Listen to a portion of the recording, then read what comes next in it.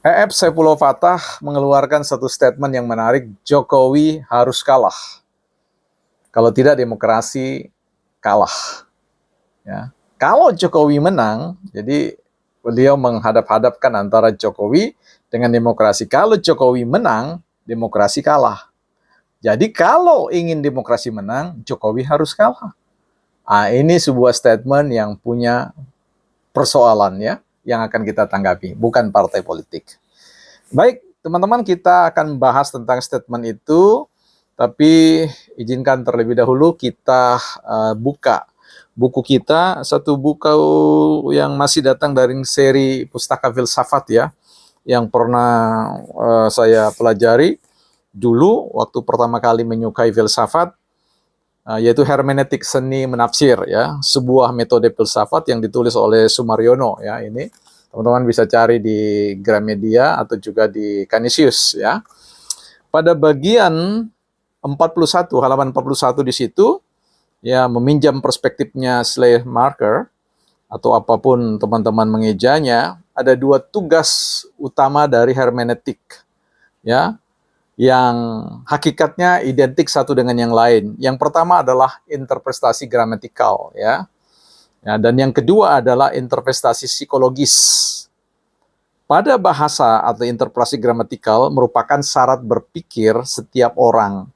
Sedangkan aspek psikologis interpretasi memungkinkan seseorang menangkap setitik cahaya pribadi penulis ya.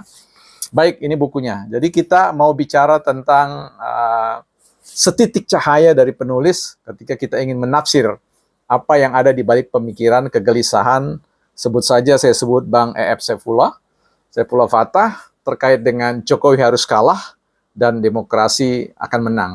Ya, jikalau demokrasi kalah, maka jikalau Jokowi menang, demokrasi akan kalah. Ya, maksudnya seperti itu. Nah, teman-teman, pertanyaannya adalah mengapa Jokowi harus kalah? Ya, mengapa tidak menghadirkan suatu statement Jokowi harus menang, demokrasi juga menang? Ya, kalau demokrasi menang, Jokowi menang. Kalau Jokowi menang, demokrasi menang. Kan idealnya gitu, normatifnya begitu. Berarti kita mencoba untuk masuk menerowong, menembus jiwa dari Bang EF ini ya, terkait dengan apa sebenarnya behind ya. Jadi di belakang semua statement-statement itu. Mari kita lihat ya, saya harus lihat dulu sisi seperti yang dikatakan seni menafsir, kita perlu melihat setitik cahaya di dalam jiwa Bang EF ini. Mari kita lihat, saya punya buku yang pertama kali ketika saya mengenal beliau, saya tentu belajar dari beliau dari beberapa sisi, dari beberapa segi. Di tangan saya ini ada buku yang beliau tulis ya, yang di catatan-catatan politik semasa tahun reformasi ya, politik bergejolak di tahun 98, 99, dan kumpulan kegelisahan beliau itu dirangkum oleh penerbit Misan ya, dan judulnya menarik, menuntaskan perubahan. Nah, kelihatannya Bang EF ini sampai hari ini agenda perubahan yang dia usung tidak pernah tuntas. Jadi memang selalu ada, dan kelihatannya inilah yang dipakai oleh kelompok yang pertama atau paslon yang pertama, yaitu mengusung perubahan ya. Mungkin ini linear dengan posisi Bang EF yang kemungkinan menjadi arsitek bagi pemenangan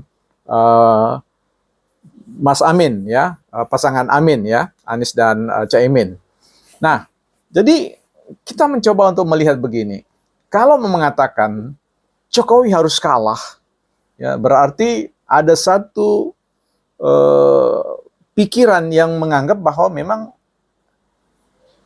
ada problem ya, ada problem serius kalau Jokowi memenangkan itu. Seolah-olah Jokowi ini adalah variabel pengganggu, variabel destruktif bagi bangunan demokrasi yang sehat seperti itu. Nah, baik, kita akan lihat ya, kata harus kalah, ya, diksi tentang harus itu kan sesuatu yang tidak boleh tidak ya. Nah, jangan sampai kemudian kata tidak boleh tidak ini kemudian masuk pada wilayah yang dalam konteks teorinya Niccolo Machiavelli terkait dengan bagaimana menghalalkan segala cara untuk mencapai tujuan. Jangan sampai jatuh di situ, ya. Artinya sebenarnya kita ingin meminta pertanggungjawaban Bang Ep terkait dengan mengapa harus kalah, mengapa harus Jokowi dikalahkan. Jadi harus ada suatu argumen data-data yang oleh publik bisa kemudian dibaca kronologisnya dan sebagainya. Ya, tapi saya kira itu satu strategi politik yang tidak mungkin dibuka sedemikian rupa bagi kita publik. Nah, mari kita lihat pada sebuah peribahasa. Ada satu peribahasa mengatakan bahwa juara itu tidak pernah ditentukan di atas ring atau di atas arena. Ya, seorang juara itu ditentukan oleh hari-hari apa yang dia lakukan dalam hari-harinya yang panjang dalam mempersiapkan pertandingan itu. Nah, mari kita lihat kalau Bang Eep ya sebenarnya mau yang bertanding ini bukan demokrasi dengan Pak Jokowi, tapi Bang Eep dengan Pak Jokowi yang pernah ya juga diarsiteki dalam konteks mengantar salah satu pihak yang mengantar Pak Jokowi untuk menjadi presiden dan tentu Anies sebagai gubernur. Jadi kalau saya melihat bukan demokrasi yang kita harus hadap-hadapkan, tapi Bang Eep dengan Pak Jokowi ini yang harus dihadapkan head to head, bukan Jokowi dengan demokrasi, karena ini agak terasa lucu nantinya ya, tapi nanti kita akan sampai ke sana dalam bahasan ini.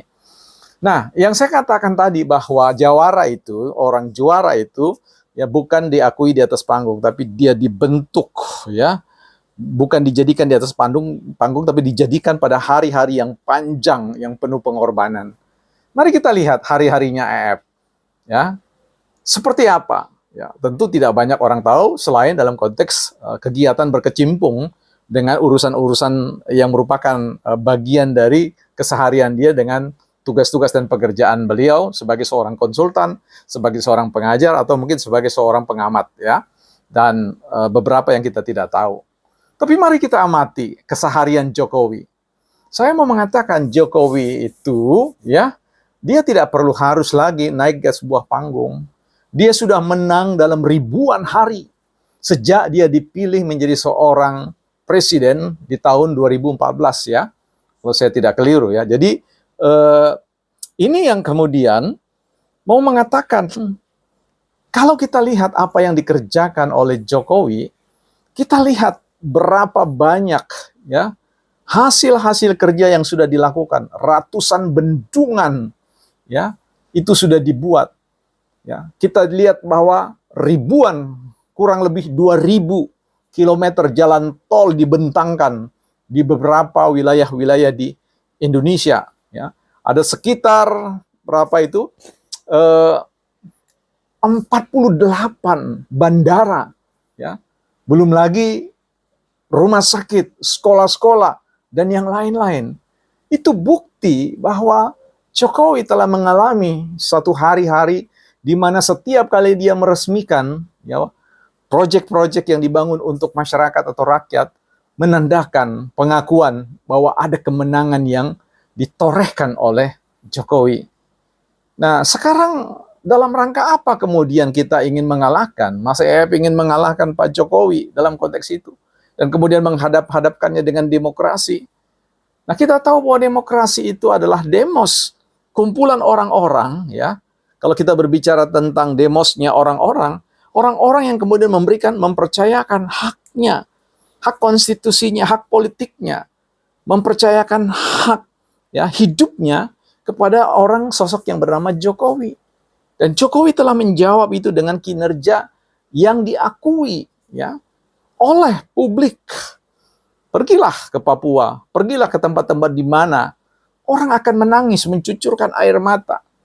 Bahwa orang ini bukanlah orang yang hanya pandai berbicara, yang tidak bicara ya sebagaimana yang diklaim oleh kelompok tertentu. Jokowi tidak bisa bekerja ya, hanya bisa belusukan ya, seolah-olah ya belusukan itu adalah prestasi kerja, padahal tidak seperti itu. Hasil ya, makanya katakanlah hasil, proses tidak mengkhianati hasil. Jadi apa yang dilakukan oleh Jokowi dalam suatu proses perjalanan itu tidak mengkhianati hasil. Bahwa demos orang-orang itu ya tidak dikalahkan oleh Jokowi, tapi dimenangkan oleh Jokowi, diberikan martabat oleh Jokowi. Ya, saya bukan seorang pendukung Jokowi, Tapi saya ingin mengatakan bahwa setiap upaya-upaya yang ingin menutupi fakta-fakta itu perlu harus disingkap. Harus ditunjukkan apa adanya kepada publik beginilah. Untuk apa kita mengalahkan Jokowi? Justru demokrasi kita ini jadi asimetris. Demokrasi kita ini tidak berjalan sebagaimana, ya. Nah, ini yang kemudian harus kita pikirkan bersama-sama, bahwa apa yang dilakukan oleh Jokowi dengan tingkat penerimaan publik itu akan menjadi sebuah jawaban ketika pemilu ini ya akan menghasilkan suatu pemimpin. Kita berharap bahwa apapun hasilnya, mau 01 menang, mau 02 menang, mau 03 menang, itu kemenangan rakyat, kemenangan demokrasi, ya. Jokowi menang kalau 01 menang, Jokowi menang kalau 02 menang, Jokowi menang kalau 03 menang, karena Jokowi bukan persoalan pribadi. Ya, untuk apa mengalahkan Jokowi secara personal? Di dalam diri Jokowi itu ya hadir jiwa-jiwa, roh-roh ya, hadir kehidupan banyak orang yang selama ini telah mengalami, merasakan ya, menerima manfaat dari kerja-kerja yang dilakukan oleh Jokowi. Saya kira untuk memperbaiki, jangan sampai kemudian pendekatan-pendekatan harus kalah itu kemudian terbaca di depan sebagai sebuah upaya untuk mendelegitimasi hasil pemilu dan kemudian memaksakan sebuah agenda yang mirip-mirip dengan reformasi.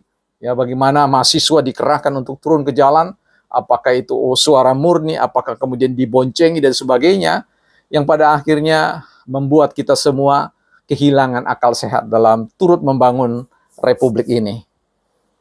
Saya kira mari kita sama-sama tuntaskan. Bukan Bang EF saja yang punya pekerjaan rumah untuk mengawal demokrasi ini menjadi sebuah demokrasi yang bisa membawa kita mencapai tujuan bersama, bukan partai politik.